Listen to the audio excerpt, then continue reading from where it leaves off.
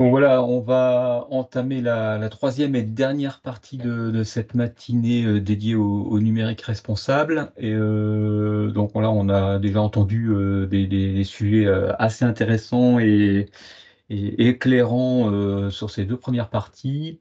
Cette fois, c'est donc Lounis Sadi de Emmaüs Connect qui va prendre la parole, notamment pour nous parler des aspects numériques solidaires ou du réemploi, j'imagine notamment.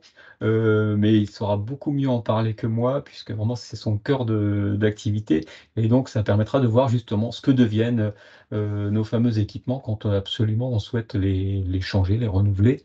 Et on peut savoir qu'il y a vraiment des secondes vies, pour pas dire des troisièmes vies ou plus, sur les équipements numériques. Je laisse donc la parole à Lounis qui se présentera mieux que ce que je ne l'ai fait. Et puis bah, à tout de suite. Et donc, comme pour tout à l'heure, hein, si vous avez des questions, n'hésitez pas à les noter, soit dans la rubrique conversation, soit dans la rubrique questions-réponses. Merci, Lounis, à toi la parole. Super, merci beaucoup Michel. Alors, je vais partager mon écran. Bonjour à toutes et tous. Donc, je suis Lounis Sadi, chargé de mission la collecte.tech chez Emmaüs Connect. Donc là, on va prendre une demi-heure, trois quarts d'heure. Voilà, je vais vous présenter les actions que l'on porte chez Emmaüs Connect pour lutter contre l'exclusion numérique, pour parler de solidarité numérique, parce qu'aujourd'hui, c'est effectivement un des volets disons de la responsabilité numérique que peuvent avoir les entreprises ou les citoyens, que de pouvoir contribuer à en fait créer un environnement numérique, un environnement en fait social qui puisse permettre d'inclure tout le monde, y compris les plus précaires. Donc, je vais rapidement présenter Emmaüs Connect. Donc, Emmaüs Connect, on est donc une association du mouvement Emmaüs. On adhère au mouvement Emmaüs depuis 10 ans. Euh, on, est donc, on adhère au mouvement Emmaüs par l'adhésion aux valeurs que porte Emmaüs, la solidarité, l'accueil inconditionnel. Et aujourd'hui, on fait de l'inclusion numérique notre cœur de métier parce que la société numérique est devenue incontournable pour pouvoir permettre l'insertion ou la réinsertion de personnes marginalisées ou de publics fragilisés. Donc, on est une association autonome, on agit avec les autres structures d'Emmaüs, mais on est une association à part qui agit sur tout le territoire national, y compris dans les territoires, les départements d'outre-mer. Donc, on agit sur différentes modalités, donc soit par des structures, des espaces d'accueil, vraiment des espaces physiques comme c'est le cas à Strasbourg où on héberge un espace de solidarité numérique rue Kagenek, quartier gare à Strasbourg. Donc il y a un espace d'accueil où peuvent venir se présenter les publics que nous accompagnons. On accompagne aussi d'autres structures sociales à en fait se saisir des outils que nous avons développés pour permettre l'inclusion numérique. Donc c'est les relais numériques. Il y en a dans le Grand Est une soixantaine. Il y en a partout en Alsace. Et donc ça nous permet de pouvoir être présent là où on n'est pas, notamment dans les territoires les plus ruraux. Mais nous avons aussi des actions dans les territoires ruraux. Nous avons des équipes itinérantes qui permettent donc d'aller vers les publics éloignés et leur proposer donc tout ce que l'on fait. Donc, nous avons. Ah, tiens, il faudrait que je remette à jour. Aujourd'hui, depuis 10 ans, on a accompagné plus de 130 000 personnes. Donc, ça, c'est quand même aujourd'hui une grande fierté de pouvoir voilà, accompagner des milliers de personnes quotidiennement. On accueille au quotidien autour de 1500 personnes dans tous nos espaces d'accueil et les relais numériques. Euh, mais donc, qu'est-ce que l'on fait chez Emmaüs Connect donc, premièrement, on est un espace d'accueil pour toutes les questions numériques des personnes qui en fait s'en sentent éloignées. On a quand même comme spécificité de travailler à destination de personnes qui vont cumuler précarité numérique et sociale, donc qui vont avoir cette double peine, et donc pour lesquelles on va pouvoir proposer un accompagnement personnalisé. Donc, la première de nos missions, c'est d'équiper les personnes en leur proposant de l'accès à de l'équipement à tarif solidaire Donc, c'est des smartphones, des PC portables, une tablette, un téléphone à touche, le tout à tarif solidaire, garanti, parce que ça reste un acte d'achat pour les personnes. Une fois qu'on a équipé la personne, on va leur proposer de la connexion, donc une carte SIM à 1 € symbolique, des recharges prépayées qui sont à des tarifs vraiment très bas. Et enfin, une fois qu'on a équipé et connecté, on va leur proposer de l'accompagnement pour leur permettre de, en fait, voilà, s'autonomiser sur leurs pratiques, leurs besoins numériques. Une personne peut venir se présenter chez nous pour, avec un parcours professionnel, avec une envie de pouvoir réaliser des CV, les mettre en ligne. Une personne peut venir se présenter chez nous pour pouvoir se distraire, s'informer. Et donc pour ça, on va accompagner la personne sur ses besoins. Et puisque on se rend bien compte qu'on ne pourra pas répondre à cette urgence sociale et numérique tout seul, on forme les travailleurs sociaux, les aidants à pouvoir se saisir de ce que l'on fait, notamment via le projet Les Relais Numériques. Voilà pour la rapide présentation de Emmaüs Connect. Alors, je me suis dit que ce serait sympa quand même de vous faire participer. Donc, c'est l'heure du quiz. Pour participer, vous pouvez alors soit sur vos smartphones flasher ce QR code, soit sur votre ordinateur, si vous suivez ce webinaire depuis un ordinateur, aller sur le site wooclap.com. Je peux aussi vous partager le lien directement. Il y a plein de manières de rejoindre ce quiz.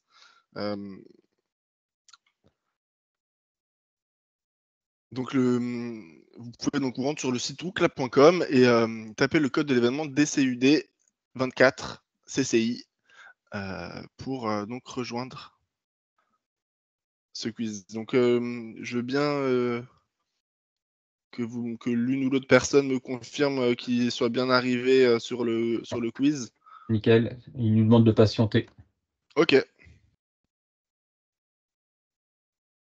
Super. On va attendre une petite minute pour laisser personne. Donc, de tu nous côté. garantis que le QR code n'est pas dangereux.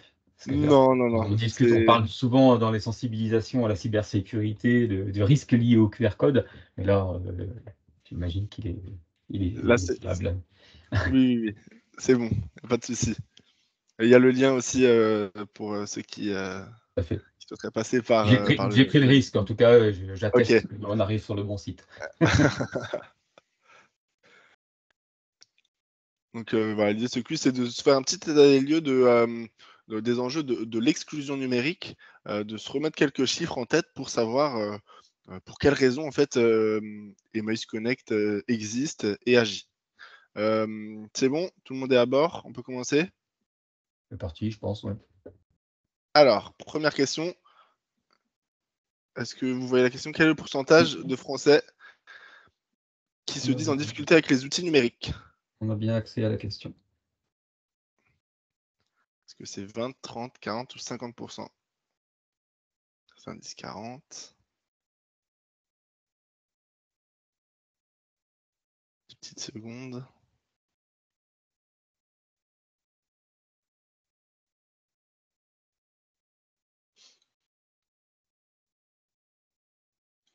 Alors la réponse, c'est 40% de Français qui se disent en difficulté récurrente avec les outils numériques.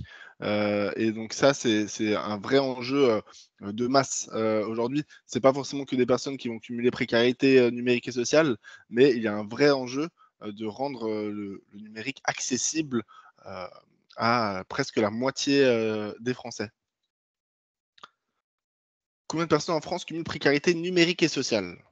Est-ce que c'est 1 million, 5, 13 ou 23 millions?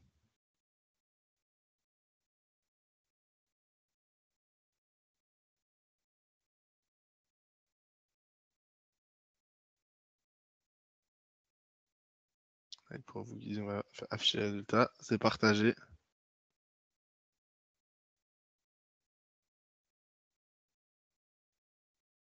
Alors, la réponse correcte, c'est 5 millions de Français qui sont en fait en précarité numérique liée à une précarité sociale. Donc ça, c'est vraiment des personnes. Là, on va parler de personnes qui ont vraiment des difficultés très fortes pour avoir accès à de l'équipement, à une connexion, des personnes qui peuvent être en situation de sans-abrisme, des personnes migrantes, pour lesquelles le numérique est en fait vraiment nécessaire pour pouvoir se sortir aussi de cette situation. Être en difficulté avec le numérique, justement, peut avoir des conséquences sur lequel de ces enjeux?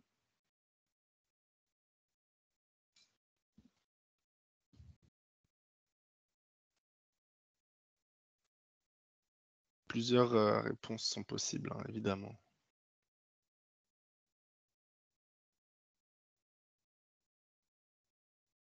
Est-ce qu'on en est?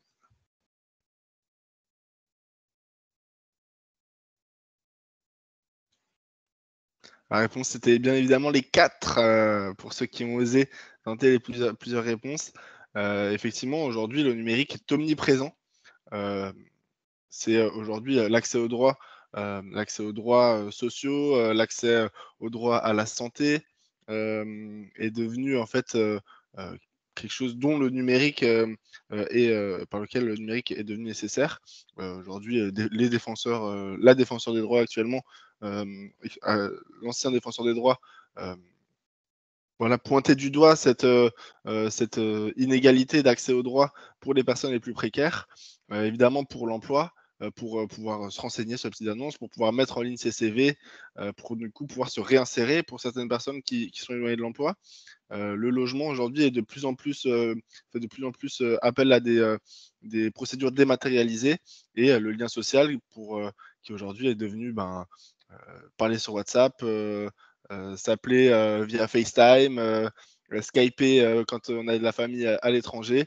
C'est, devenu en fait, une des seules manières de pouvoir maintenir un lien fort avec ses proches. Les jeunes qui sont nés avec le numérique, les fameux digital natives, ils ne sont donc pas concernés par l'exclusion numérique? Vrai ou faux?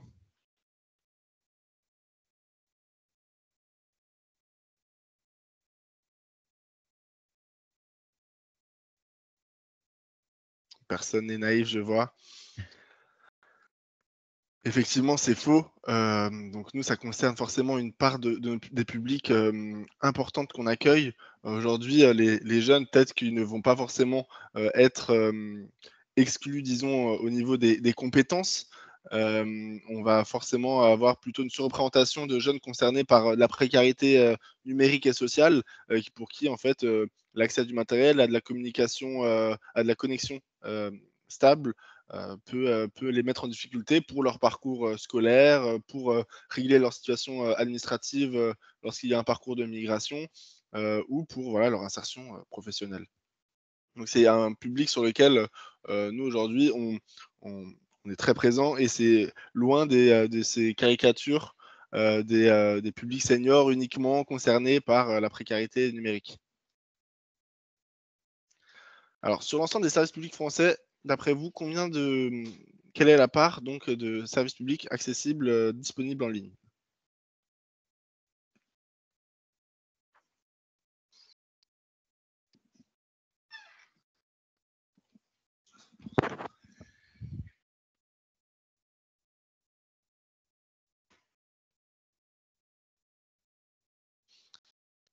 Ça penche plutôt pour, 85,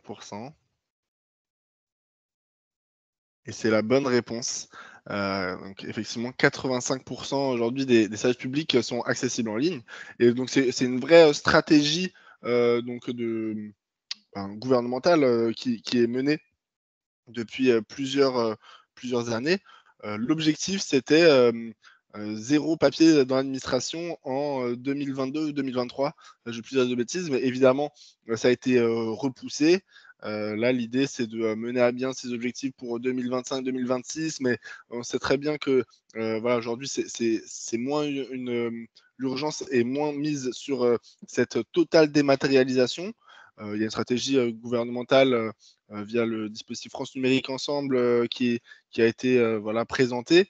Donc aujourd'hui, on se rend compte qu'on ne peut pas laisser de côté, les personnes qui vont cumuler précarité numérique et sociale, de côté alors que, ils vont avoir le plus besoin de ces services publics. Mais en tout cas, ça reste, aujourd'hui, une réalité, dans les procédures administratives. pour tout un tas de publics qu'on accompagne qui vont avoir des difficultés pour aller sur Amélie ou faire une déclaration d'impôt, demander ses droits à la retraite, qui se font aujourd'hui forcément avec il y a forcément une étape en ligne pour accéder à ces droits. Alors 33 comme le nombre, de Français qui souhaiteraient se former dans un lieu dédié ou de Français qui ne se connectent jamais à internet. Que veut dire ce chiffre?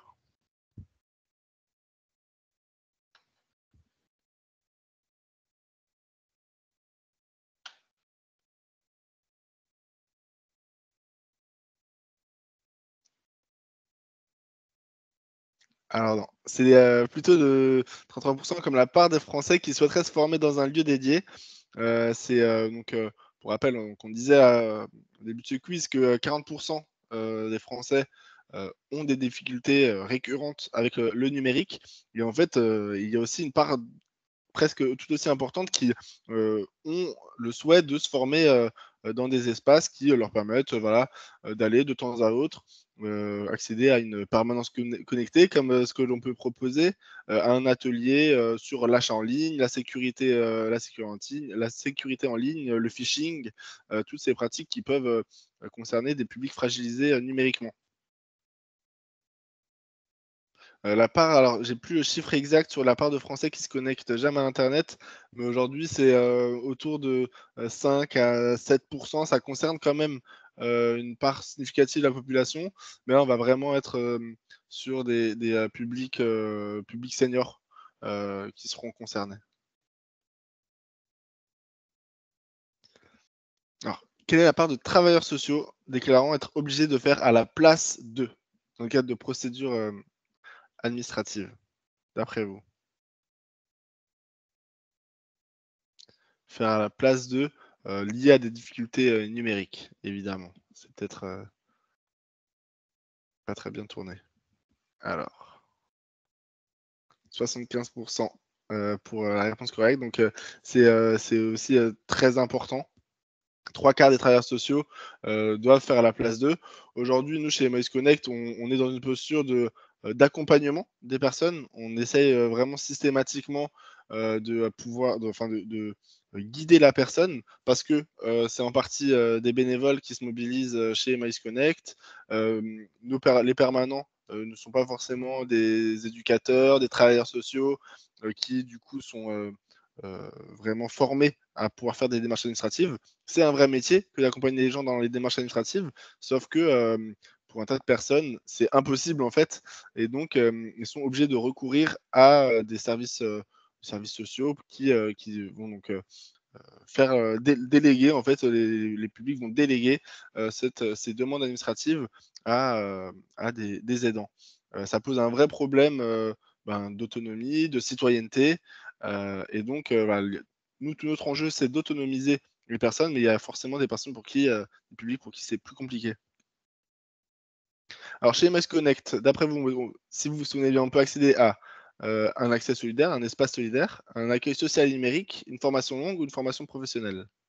Et où? Plusieurs réponses possibles.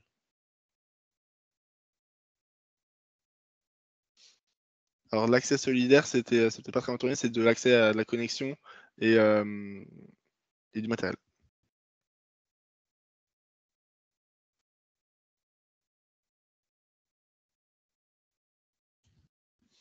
Alors on peut accéder à ces 4 services. Donc il y a de la connexion, on peut donc voilà avoir accès à des espaces, d'échange en permanence connectés.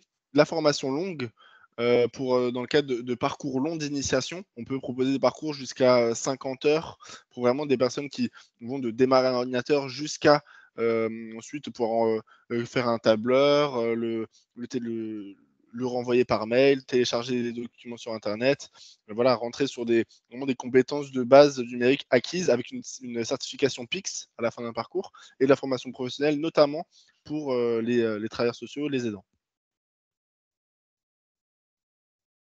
Alors plus local, dans le Grand Est, d'après vous aujourd'hui, combien d'habitants sont privés d'accès à internet, chez eux, faute de moyens?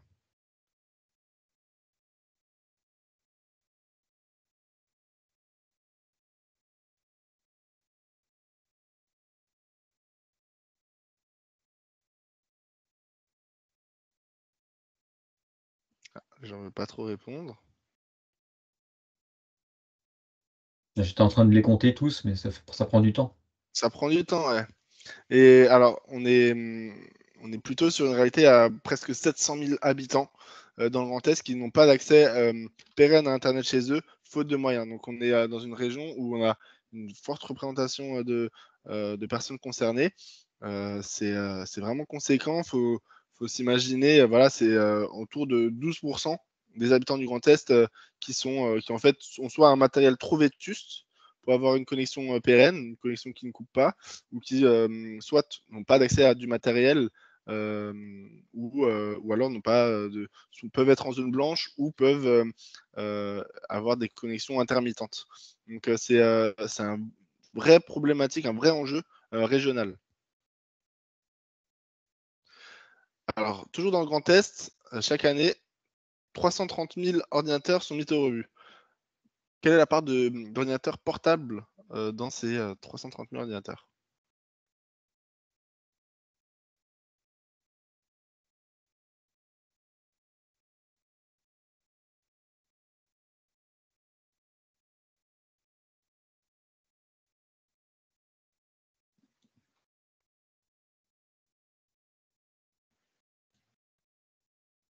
La réponse est 50%. Donc voilà, on estime que c'est autour de 160, 170 000 appareils qui sont mis au rebut chaque année dans le Grand Est et qui sont des appareils portables. Alors pourquoi on insiste sur les appareils portables? Parce que les solutions nomades, c'est souvent aujourd'hui ce qui va permettre de répondre aux besoins des publics que nous accompagnons. Parce que les solutions nomades, ça permet de pouvoir déménager pour des personnes qui sont dans des situations de sans-abrisme ou des personnes qui résident dans des foyers. Le portable, ça reste la meilleure manière de pouvoir continuer à pratiquer aussi. Une fois qu'on s'est formé, il faut pouvoir pratiquer. Et donc, un enjeu de pouvoir partir avec soi avec sa solution numérique. Et donc, nous, c'est plutôt sur ce type de matériel qu'on va équiper, qu'on va fournir à nos publics accompagnés. Alors, pour les représentants des entreprises, d'après vous, quel est le pourcentage de salariés qui souhaiteraient faire don de leur ancien matériel professionnel à des associations? Après une étude très sérieuse menée par Emails Connect sur la région Grand Est. On a contacté plus de 1000 entreprises pour se faire une idée.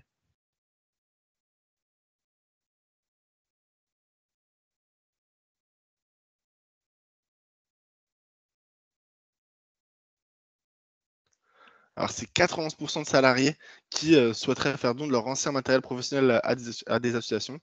Je fais un petit coucou à Dima qui est là, si elle est toujours là, qui représente Électricité Strasbourg, qui joue le jeu avec Emails Connect de faire don de ses appareils professionnels et chez qui il y a une vraie dynamique de numérique responsable qui a été impulsée sur tout un tas d'aspects. Mais aujourd'hui, le don d'appareils, donner son smartphone, donner son ordinateur portable, ça peut aussi remobiliser, donner du sens à sa participation dans l'entreprise. Et donc, c'est vraiment une action sur laquelle il peut y avoir un vrai intérêt pour l'entreprise d'agir pour la RSE et la mobilisation de ses salariés. Et dernière question, 1000 ordinateurs donnés, collectés en bon état, pérennisent d'après vous chaque année. Alors, un équivalent temps plein en atelier chantier d'insertion, 2 équivalents temps plein en chantier d'insertion, 5 équivalents temps plein en entreprise adaptée ou 3 équivalents temps plein en entreprise d'insertion. C'est une question d'être un peu technique sur le milieu de l'économie sociale et solidaire, mais ça nous donne quand même une idée. Alors aujourd'hui, on considère que 1000 ordinateurs pérennisent 2 équivalents temps plein en atelier chantier d'insertion. Donc c'est des emplois non délocalisables, des emplois qui permettent donc de créer un environnement résilient pour les régions, les collectivités. C'est aussi quelque chose qu'on souhaite massifier parce que, donc, comme on le disait, c'est 330 000 appareils qui sont mis au rebut chaque année, dont la moitié qui sont des portables, et donc que l'on pourrait aussi récupérer pour reconditionner et créer des filières porteuses d'emploi dans l'insertion qui répondrait donc à une urgence social, a un impact économique. Donc, merci pour votre participation. J'espère que vous avez appris des choses. Donc, on peut retourner sur les slides et je vais juste vous faire un petit résumé de ce qu'on s'est dit. Voilà, donc ce qu'on vient de voir, les enjeux sociaux du numérique. Donc ça concerne des millions de personnes. Aujourd'hui, donc c'est 13 millions de personnes qui rencontrent des difficultés fortes liées à l'utilisation du numérique. Il y a 8 millions de personnes qui sont en manque d'équipement faute de moyens. 5 millions qui sont dans une situation de grande précarité numérique et sociale. Et ça, donc ça implique une vraie mobilisation de tous les acteurs de la société, les associations, les collectivités, les entreprises. Pourquoi est-ce que on est mis en difficulté lorsqu'on est en manque d'équipement, avec des connexions intermittentes? Parce qu'aujourd'hui, comme on le disait, c'est 85% des services publics qui sont accessibles en ligne, qui vont nécessiter une validation en ligne, d'aller vérifier dans ses mails si on a bien réceptionné un récépissé, de pouvoir faire une demande de rendez-vous médical. Et tout ça, c'est donc ça va concerner forcément les publics les plus vulnérables. Aujourd'hui, les personnes qui sont en fait les plus concernées par ces services sont les personnes en situation de précarité et les personnes qui ont le moins accès à ces outils. Donc pour certaines personnes, ça peut être des obstacles insurmontables, comme ça a été qualifié dans un rapport du défenseur des droits. Aujourd'hui, pour certains publics les plus fragilisés, notamment les personnes en situation de sans-abrisme, nous, ce que l'on constate, c'est que le smartphone, c'est souvent la dernière adresse, la dernière manière de rester en contact avec ses proches, avec l'association qui fournit, qui organise des maraudes. Et ça peut même revêtir un caractère vital pour les publics qui sont en situation de grande précarité. Pas les numéros, donc c'est bon. Seconde vie, et donc ça c'est bien, on peut rester là-dessus. Donc aujourd'hui, donc je me suis rebasé sur les travaux du Shift Project qui ont fait un très bon rapport sur le numérique, les impacts du numérique, le rôle des différents acteurs de la société peuvent avoir sur le numérique. Et donc, concernant les entreprises, il y a tout un tas de questions qui peuvent se poser pour évaluer sa politique, sa responsabilité numérique. Et parmi ces questions, donc, on va retrouver la question allonge-t-elle la durée de vie de ces équipements électroniques. Donc, comme ça a été présenté plus tôt, notamment par Frédéric, aujourd'hui, là, on va voir la concentration des impacts environnementaux néfastes va se faire sur la période de fabrication. La fabrication des terminaux, donc ça va impliquer pour pouvoir optimiser cet impact, de rallonger au maximum la durée de vie des appareils, donc pour rentabiliser, hein, si on peut se permettre d'utiliser ce terme, les impacts négatifs.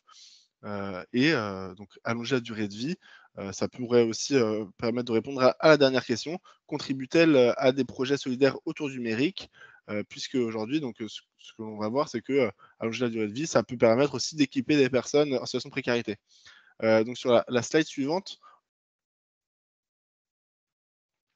pour rappel, aujourd'hui, on estime qu'il y a besoin d'autour de 250 000 ordinateurs, que sur les 680 000 habitants, il y a aussi un gros manque de smartphones. Au final, on n'est pas tous équipés en smartphone, ou alors on peut être équipé avec des smartphones qui ont des versions Android qui ne sont plus sécurisées, qui ne permettent pas de rester en contact avec ses proches parce qu'on ne peut pas mettre à jour WhatsApp ou d'autres applications.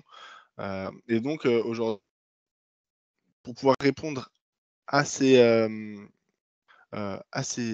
enjeu social, on a quand même un gisement d'appareils disponibles qu'on pourrait reconditionner, qu'on estime à 130 000 appareils qui pourraient être reconditionnés, qui seraient en état lorsqu'ils sont mis au rebut, pour être reconditionnés et permettre un reconditionnement à but solidaire. Donc sur la slide suivante, donc chez MS Connect, on a développé le projet lacollecte.tech, qui est donc une plateforme pour déclarer des dons et le distribuer à des personnes en situation de précarité. Donc comment ça se passe un don? Une entreprise déclare un don en ligne sur le site lacollecte.tech. Ensuite, c'est moi ou mes homologues dans d'autres régions qui vont qualifier le don, donc qui vont prendre contact avec l'entreprise donatrice pour savoir de quel type de matériel il s'agit, quelle logistique du coup mettre en place, si c'est du D3, si c'est du D3E, avec quel acteur on peut donc mettre en contact pour assurer un démantelage. Une fois qu'on s'est assuré que c'est bien du matériel qui nous permettra d'équiper des personnes, voilà, on va signer une convention on va nous présenter nos engagements concernant l'effacement de données, la traçabilité. J'y reviendrai juste après sur les engagements que l'on prend. On organise la collecte avec des structures de l'insertion par activité économique unique. Une fois que ce matériel est collecté, il est donc reconditionné.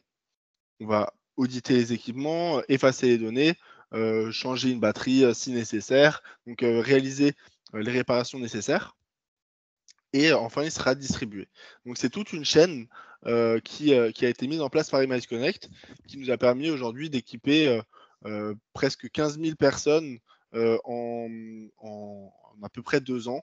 Donc c'est au niveau national. Pour ça, il a fallu collecter autour de 50 000 équipements, parce qu'évidemment, on ne peut pas tout récupérer, qu'au début, ça a été fait de manière un peu plus artisanale, mais que donc là, on a aujourd'hui des process qui sont donc sécurisés, qui optimisent aussi le nombre d'appareils. Donc on va cannibaliser certains appareils et essayer de récupérer des pièces à droite à gauche pour pouvoir recomposer un ordinateur.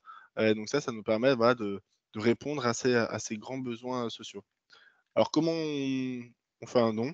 Donc comme je disais, c'est le site lacollecte.tech, comme le nom du projet, où là, c'est vraiment un don en moins de 2 minutes, où on demande juste le contact, le type de matériel, et ensuite, on va nous définir le type d'appareil que c'est lors de la qualification.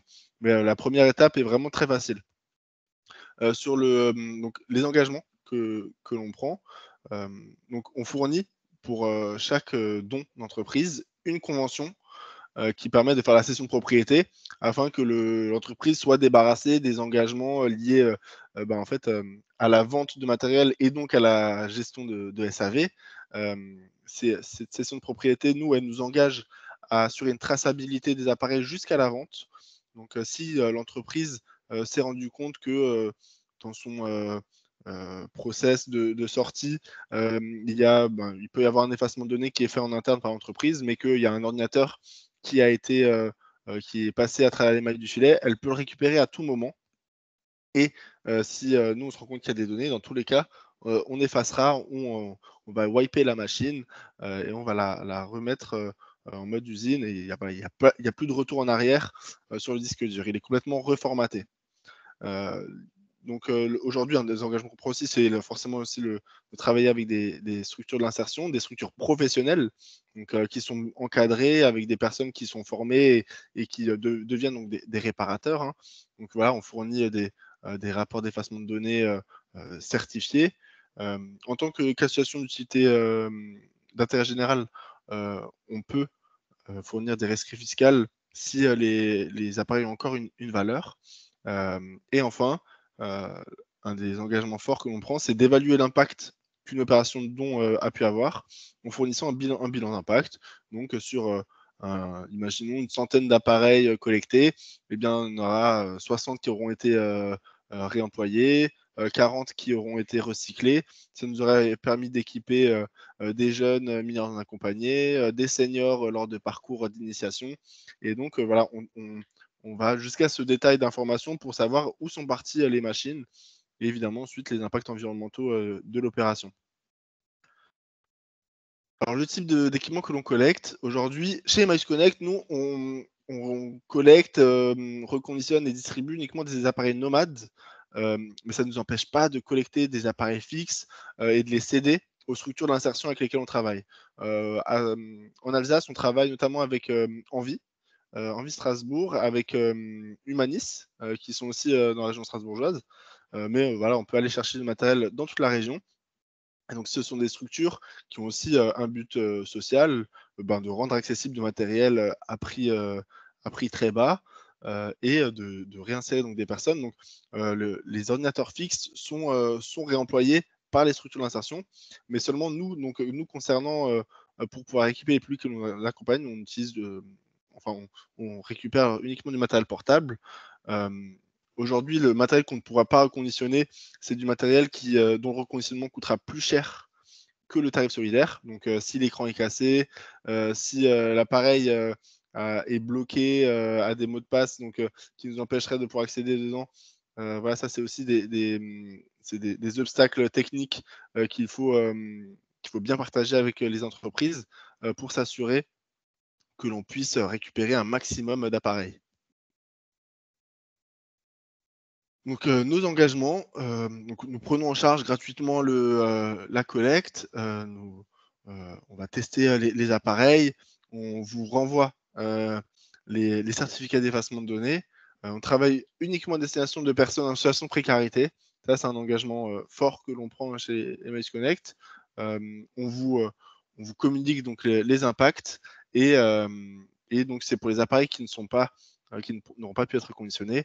On va s'assurer que leur fin de vie soit un démantèlement dans des filières, disons, éthiques, ou du moins qui respectent le cadre légal et qui vont vraiment optimiser la reprise de matériaux dans ces appareils. Le don d'appareil, donc, ça permet quoi? Ça permet, sur la slide suivante, ce que l'on s'engage, c'est le triple impact social, parce que aujourd'hui, l'inclusion sociale, c'est aussi l'inclusion numérique. Donc, sans équipement, pour nous aujourd'hui, c'est très compliqué de pouvoir proposer un parcours d'inclusion sociale. C'est un impact économique, parce que les reconditionneurs avec lesquels on travaille sont des structures d'insertion qui sont créatrices d'emplois et qui du coup forment à ces métiers de réparateurs qui est un vrai métier d'avenir. Et enfin, un impact environnemental évident par le rallongement de la durée de vie de l'appareil.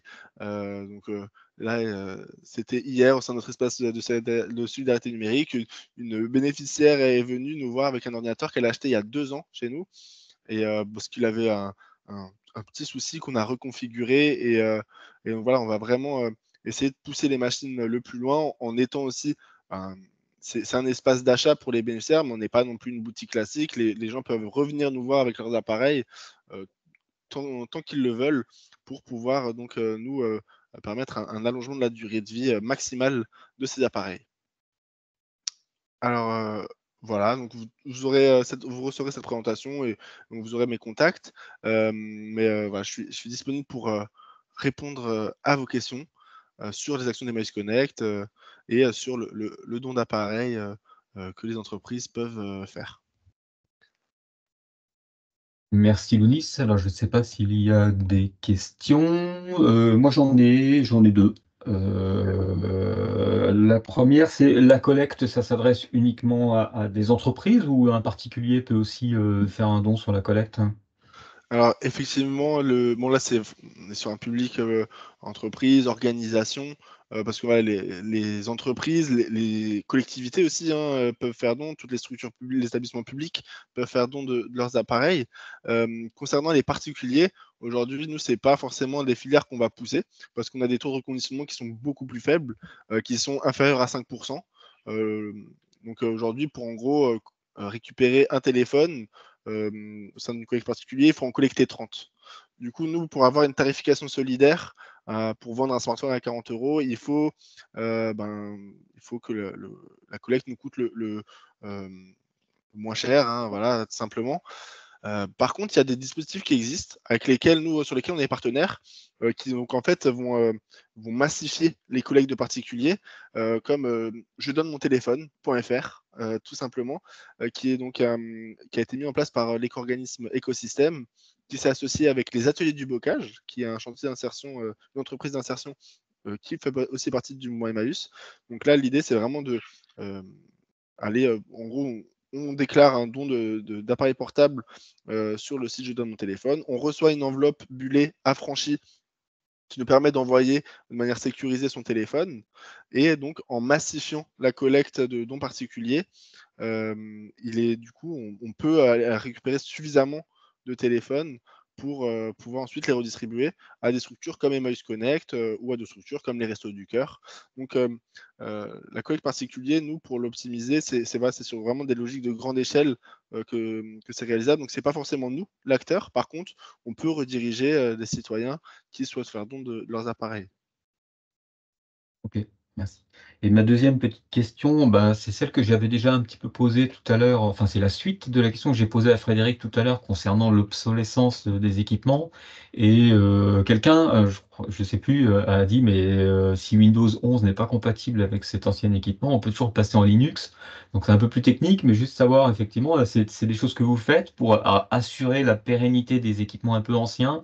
Vous passez sur du Linux ou ça marche quand Alors, même sur du Windows on peut le faire du coup. Là, j'ai une machine actuellement qui est un vieux Dell avec un Centrino comme processeur, donc vraiment quelque chose d'un peu ancien qui permet pas de faire tourner Windows 11.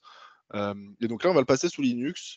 On teste ça. C'est pas forcément quelque chose qui en fait va répondre aux besoins des personnes qu'on accompagne. Pour des personnes qui ont des compétences un peu plus aguerries sur le numérique, peuvent du coup récupérer chez nous un ordinateur sur Linux. On va le vendre entre 20 et 40 euros. Donc ça va être une machine qui va pouvoir bien tourner, hein, parce que du coup, Linux, ça va être très léger. Mais le seul souci que nous, on a, c'est que aujourd'hui, on reste quand même sur des OS conventionnels. Donc on va rester sur Windows 10 ou 11, parce que les personnes qui vont s'équiper chez nous, si elles doivent se faire aider par un de leurs proches, ce sera une personne qui connaîtra certainement Windows 10 ou 11. Si la personne est dans un parcours de réinsertion professionnelle, eh bien, dans ce cas, on va essayer de la former plutôt à des outils qui vont lui permettre de retrouver un travail, donc le pack Windows à nouveau. Mais c'est en tout cas quand on a des machines qui ne peuvent plus, qui ne pourront pas prendre Windows 11, hein, et donc ça va devenir un vrai sujet à partir de 2025. Windows 11 va devenir nécessaire pour garder une sécurité sur les appareils. Donc là, nous, en fait, c'est quelque chose qu'on veut quand même déployer, proposer une offre Linux en utilisant des Linux qui sont très proches de Windows, comme Linux Mint, qui permettent quand même de retrouver ses repères. Donc, on est en train de penser à monter des parcours Linux. C'est des choses qui se font un peu dans d'autres territoires, comme à Bordeaux. Ils expérimentent ça. En tout cas, c'est quelque chose qu'on ne veut pas ignorer. Et en même temps, ben, le logiciel libre, c'est aussi une alternative intéressante à soutenir. Alors quand c'est possible, quoi, parce que c'est vrai que Ouais. j'imagine aussi, vous avez peut-être aussi des flottes peut-être de smartphones type iOS Ouais. qui à un moment donné, ben, si la version, enfin si l'équipement est un peu trop vieux, il n'y a même plus moyen de maintenir la version d'iOS, quoi. Ah, complètement, ouais, ouais. Nous, aujourd'hui, on a des téléphones Android qui sont encore sur des Android 6, mais qu'on ne pourra plus remettre à jour. Par contre, là, voilà, ça aussi, c'est du téléphone qu'on va fournir soit dans le cadre de pack maraude, donc c'est du téléphone à 10 euros. Voilà, des fois, aujourd'hui, il y a des smartphones qui ont 8 gigas de mémoire. On ne peut pas réinstaller les derniers OS dessus. Par contre, c'est un numéro de téléphone. Ça reste un premier secours numérique. Et ça reste nécessaire pour les personnes qu'on accompagne, notamment les personnes en situation de grande précarité. Pouvoir maintenir un lien téléphonique, parce que c'est juste ces téléphones, aujourd'hui, ces vieux smartphones, c'est surtout pour de l'appel. Ça reste très important pour les publics qu'on accompagne.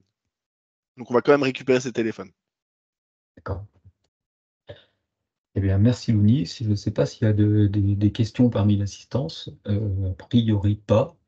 Ça veut dire que le message était très clair. En tout cas, c'était bien d'avoir inclus un petit quiz. Ça nous a permis un peu aussi de nous mesurer, nous, sur notre niveau de connaissance sur le sujet. Donc, c'était plutôt intéressant. S'il n'y a pas d'autres questions, bon, on va clôturer là. On est pas mal dans le timing en plus. Merci Lounis. Je remercie également donc les deux autres intervenants, Anne-Sophie et Frédéric, pour leur intervention de ce matin. Comme d'habitude, hein, donc ça c'est aujourd'hui c'était une matinée un peu spéciale le numérique responsable, mais au niveau de la CCI Alsace Métropole, on organise régulièrement des webinaires, à peu près 2 fois par mois. N'hésitez pas à aller sur le site de la CCI pour vous tenir au courant de la programmation. Le prochain webinaire aura lieu le 28 mars. Il devrait être sur la mise en place de solutions de e-commerce. N'hésitez pas à vous y inscrire, à regarder. Ici, normalement, donc tout a été enregistré, donc vous aurez accès au replay. Je pense que je prendrai un peu le temps de faire un peu de découpage pour scinder les 3 conférences, retirer peut-être les petites problématiques techniques, et puis pour qu'on ait des replays qui soient les plus sympas possibles. Merci pour votre participation. Merci donc Lounis. Je vous donne rendez-vous à un prochain webinaire. Merci à vous tous. Je vous souhaite une bonne journée. Et puis, d'ici là, gardez toujours en tête des comportements numériques responsables. Pensez à faire de la place sur vos équipements, les faire durer le plus longtemps possible. C'est ça, c'est l'essentiel. Et puis, quand vous ne pouvez plus, donnez-les à l'UNIS. Il en fera encore un vrai usage par la suite. Merci beaucoup à tous. Merci Michel. Merci à toutes. Bonne journée. À bientôt. Au revoir.